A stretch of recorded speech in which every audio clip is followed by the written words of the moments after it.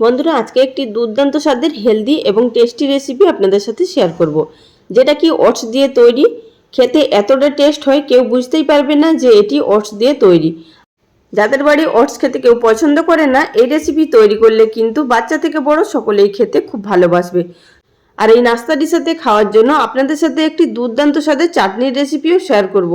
তো চলুন তাহলে আর বেশি দেরি না করে শুরু করা যাক আজকের এই ভিডিওটি।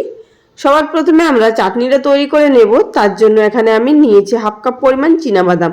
বাদামটাকে প্রথমে শুকনো খোলায় ভেজে নিতে হবে। আপনারা চাইলে কিন্তু মার্কেটের যে ভাজা চীনাবাদাম কিনতে পাওয়া যায় সেটিও নিয়ে নিতে পারেন। এটিকে নামিয়ে একটু খোলাগুলো ছাড়িয়ে নেব ঠান্ডা হওয়ার পর। তো সামান্য পরিমাণ কড়ার মধ্যে তেল দিয়ে দিলাম, প্রায় 1 চামচ পরিমাণ মতো। এখন এর মধ্যে দেব হাফ টিস্পুন পরিমাণ মতো গোটা জিরে, আর দেবো এর মধ্যে দুটো মাঝারি সাইজের টমেটো। আমি এখানে ছোট ছোট টুকরো করে কেটে নিয়েছি এবং পাতলা পাতলা করে। আপনারা চাইলে কিন্তু বড় টুকরো করেও কাটতে পারেন, তবে কিন্তু ছোট ছোট করে কেটে দিলে খুব তাড়াতাড়ি গলে যাবে। দিলাম 2 থেকে 3 কোয়া রসুন আর হাফ ইঞ্চি আদা ছোট ছোট টুকরো করে। এবার এটিকে একটু নাড়াচাড়া করে নেব। আর এর সাথেই কিন্তু দিচ্ছি কয়েকটা কাঁচা লঙ্কা। আপনারা ঝালটা যতটা খেতে পছন্দ করবেন সেই অনুযায়ী কিন্তু ব্যবহার করবেন। এখানে টমেটোটা ভাজতে ভাজতে এর মধ্যে দিয়ে দিচ্ছি স্বাদ মতো নুন। নুনটা দিয়ে দিলে কিন্তু টমেটোটা খুব তাড়াতাড়ি গলে যাবে। আর দেবো এর মধ্যে সামান্য পরিমাণ হলুদের গুঁড়ো। হলুদটা আপনারা কিন্তু না চাইলে নাও দিতে পারেন। আবার এটি হালকা করে নেড়ে নেব। এটি কিন্তু মিনিট 2-এর মধ্যেই নরম হয়ে যাবে, খুব বেশিক্ষণ ধরে ভাজার কোনো প্রয়োজন নেই। সামান্য পরিমাণ জল দিয়ে এটিকে একটু নরম করে নিলাম। তো দেখতেই পাচ্ছেন এখানে খুব ভালোভাবে নরম হয়ে গেছে। এবার এটিকে নামিয়ে ঠান্ডা করে নেব। ঠান্ডা করে নেওয়ার পর আমাদের এটিকে পেস্ট করে নিতে হবে। তো যতক্ষণে টমেটোটা ঠান্ডা হচ্ছে ততক্ষণে আমরা ওটসের গুঁড়োটা তৈরি করে নেব। এখানে আমি একটি গ্রাইন্ডিং জারের মধ্যে মেজারিং কাপ মেপে 1 কাপ পরিমাণ ওটস দিলাম। আর ওটসটা কিন্তু আলাদা করে ভেজে নেওয়ার কোনো প্রয়োজন নেই, শুধু কাঁচাটাই গুঁড়ো করে নিলে হবে। তার সাথে আমি দিয়ে দিচ্ছি হাফ কাপ পরিমাণ মতো সুজি। যতটা ওটস নেবেন তার অর্ধেকটা পরিমাণ কিন্তু সুজি ব্যবহার করবেন। আর দিলাম এখানে হাফ কাপ পরিমাণ টক দই। দিয়ে দেব এখানে হাফ কাপ পরিমাণ মতো জল। আবারও এটির একটি পেস্ট তৈরি করে নেব। আর আপনারা চাইলে কিন্তু সুজির পরিমাণটা কমিয়েও দিতে পারেন। আর যারা সুজি ব্যবহার করবেন না তারা কিন্তু 2 চামচ পরিমাণ মতো বেসনও ব্যবহার করতে পারেন। তো বন্ধুরা, এখানে সুজি এবং টক দইটা পেস্ট করে নেওয়ার পর ওটসের গুঁড়োর মধ্যে ঢেলে দিলাম। আরও কিছুটা পরিমাণ গ্রাইন্ডিং জার ধুয়ে জলটা দিয়ে দিলাম। এবার এটিকে ভালোভাবে মিশিয়ে নিতে হবে। আর আপনাদের দেখিয়ে দেবো ব্যাটারের ঘনত্বটা ঠিক কিভাবে রাখতে হবে। খুব বেশি মোটাও নয়, আবার খুব বেশি পাতলাও নয়। আপনারা এখানে কিন্তু জলটা আপনাদের পরিমাণ অনুযায়ী বুঝে ব্যবহার করতে হবে। বন্ধুরা, এছাড়াও কিন্তু চ্যানেলে প্রচুর ধরনের ওটসের রেসিপি আপলোড করা আছে এবং সেখান থেকে কিছু কিছু ওটসের রেসিপিতে আপনারা খুবই ভালোবাসা দিয়েছেন, তার জন্য আপনাদেরকে অসংখ্য ধন্যবাদ। আর আপনারা রেসিপিগুলো অবশ্যই বাড়িতে ট্রাই করবেন। ওটসটা মেখে নেওয়ার পর এটিকে ঢাকা দিয়ে রেস্টে রেখে নিচ্ছি যতক্ষণে চাটনিটা তৈরি করব। তো টমেটোটা আমাদের অপর দিকে ঠান্ডা হয়ে গেছে। এবার একটি গ্রাইন্ডিং জারের মধ্যে নিয়ে নিলাম। আর তার সাথে যে বাদামটা ভেজে রেখেছিলাম সেটিকেও খোলাটা ছাড়িয়ে নিয়েছি। আপনারা না চাইলে কিন্তু খোলাটা নাও ছাড়াতে পারেন। সামান্য পরিমাণ জল দিয়ে এটির একটি পেস্ট তৈরি করে নিলাম। আপনারা কিন্তু যখন পেস্ট তৈরি করছেন তার মধ্যে সামান্য পরিমাণ চিনিও ব্যবহার করতে পারেন। আমি এখানে হেলদিভাবে তৈরি করছি তাই এখানে আর চিনিটা ব্যবহার করলাম না।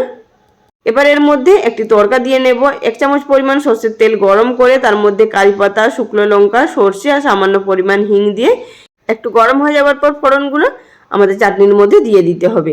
এতে করে চাটনির টেস্ট এবং ফ্লেভার খুবই ভালো হয়। তো চাটনিটা আমাদের এখানে সম্পূর্ণ তৈরি। আর বন্ধুরা, এই চাটনিটাও খেতে খুবই টেস্ট হয়। আর বানানোর পদ্ধতি তো কত সহজ সেটা আপনারা দেখতেই পেলেন।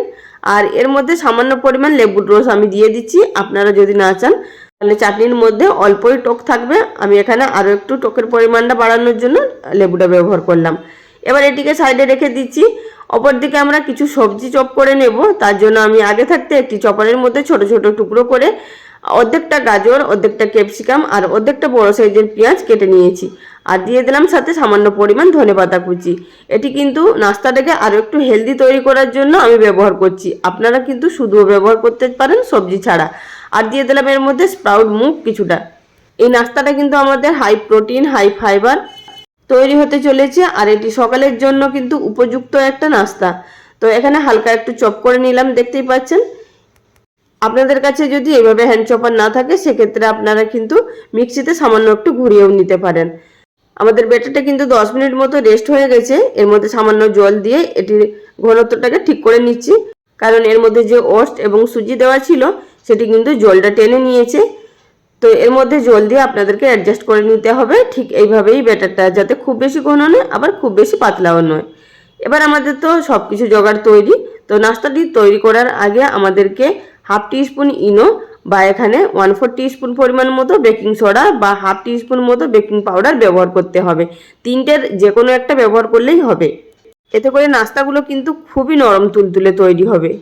আর অবশ্যই কিন্তু তৈরি করার আগের মুহূর্তেই ব্যবহার করবেন। তো গ্যাসের উপরে একটি প্যান বসিয়ে দিয়েছি, সামান্য পরিমাণ তেল ব্রাশ করে নিলাম।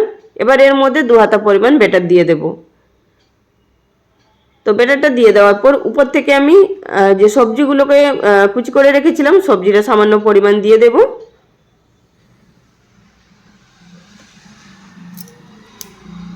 আর আপনারা চাইলে কিন্তু ব্যাটারের মধ্যেও কিন্তু সবজিটা দিয়ে দিতে পারেন। আর উপর থেকে এইভাবে দিলে কিন্তু দেখতে খুব সুন্দর হয়। এতে করে বাচ্চারাও খুশি হয়ে যাবে, আর যাকে আপনারা তৈরি করে দেবেন সেও কিন্তু বুঝতে পারবে না যে এটি ওটস দিয়ে তৈরি হয়েছে আর দেখতে এতটা সুন্দর হয়েছে।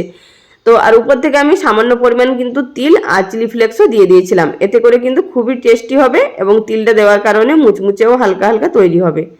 তো এবার গ্যাসের ফ্লেম লো টু মিডিয়ামে থাকা অবস্থাতে এটিকে উল্টে পাল্টে সেঁকে নিলাম। তো দুদিকটা এইভাবেই আমাদেরকে সেঁকে নিতে হবে। আর আপনারা চাইলে কিন্তু ঢাকা দিয়ে দিয়েও নাস্তাটা তৈরি করতে পারেন। তো এখানে আপনাদেরকে আরও একটি তৈরি করে দেখিয়ে দিচ্ছি। ঠিক একই রকমভাবে 2 হাতা পরিমাণ ব্যাটার দিয়ে দিলাম। উপর থেকে সবজি দিয়ে দেবো তিল আর দেবো চিলি ফ্লেক্স। এবার উপর থেকে ঢাকা চাপা দিয়ে দেবো, দিয়ে মিনিট খানিকের মতো লো ফ্লেমে রাখবো। তারপর এটিকে উল্টে দিয়ে গ্যাসের ফ্লেম লো টু মিডিয়ামে থাকা অবস্থাতে উল্টে পাল্টে আমাদেরকে সেঁকে নিতে হবে। বন্ধুরা, আমার কথাই নয়, আপনারা একবার বাড়িতে ট্রাই করুন। এটি এতটাই হেলদি এবং এতটাই টেস্টি হয় আপনাদেরকে বলে বোঝাতে পারবো না। এটি পেটটাও কিন্তু অনেকক্ষণ ধরে ভরা থাকে। মাত্র 2টো খেলেই কিন্তু পেট ভরে যাবে। তো একই রকমভাবে আমি সমস্ত নাস্তাগুলো তৈরি করে নিলাম। এবার সার্ভ করে নিয়েছি, আপনাদেরকে দেখিয়ে দেব যে নাস্তাগুলো কতটা নরম তুলতুলে হয়েছে এবং কতটা পারফেক্ট হয়েছে। আপনারা নিশ্চয়ই দেখেই বুঝতে পারছেন ঠিক কতটা সুন্দরভাবে তৈরি হয়েছে। তো বন্ধুরা, আর বেশি দেরি না করে বাড়িতে ঝটপট বানিয়ে খেয়ে আমাকে কমেন্ট করে জানাবেন আপনাদের কেমন লেগেছে। আজকের ভিডিওটা এখানেই শেষ করলাম। সবাই ভালো থাকবেন। নমস্কার।